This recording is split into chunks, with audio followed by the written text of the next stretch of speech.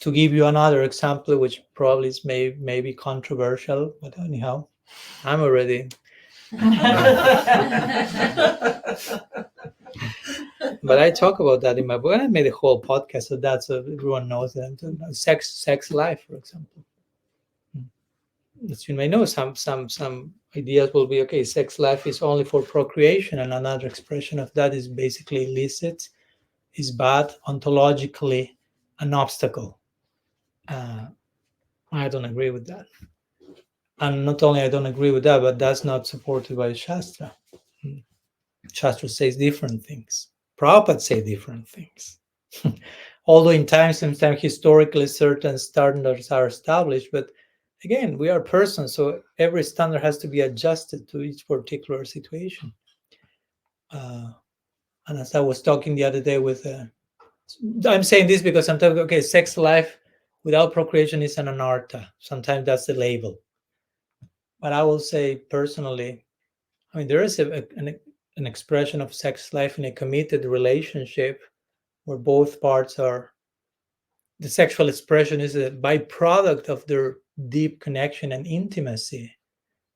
That's very different from a selfish, exploitative interaction, so to say, because sometimes we put everything in the same box, and that's not accurate. And as I was talking in a podcast a few weeks ago with a Christian monk, the two of us were talking about sex life.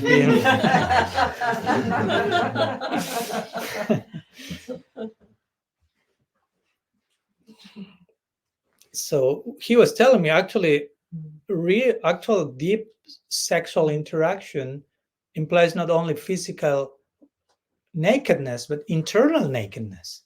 You have to be really open to the other person emotionally. That's very hard. That's not so easy. It's easier to force yourself into celibacy, so to say. But to have a deeply committed, open, vulnerable relationship of intimacy again is not a bad word, although it may be taboo for some. That's not easy.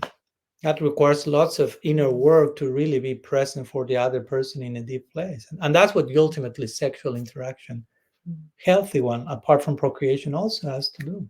And that has been supported in Shastra by Bhaktivinoda Thakur. I don't want to torture you with quotes, but that's there.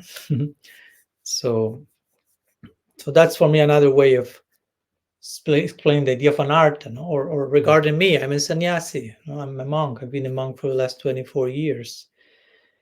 So in practical terms, I have no clue what sexual life is, physically speaking.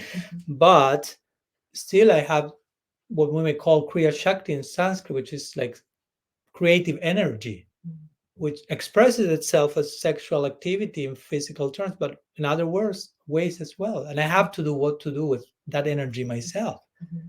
I have to express my creativity, because sexual life is about creativity, connection, intimacy. And I have, as a monk, I have to know how to express all those things also. If I do not do that, I become dysfunctional. And I've seen a pretty number of them. And that's an anartha. That's an anartha. If a couple in a committed relationship is expressing sexuality in a vulnerable, open, deep way, I don't want to label that as an anartha.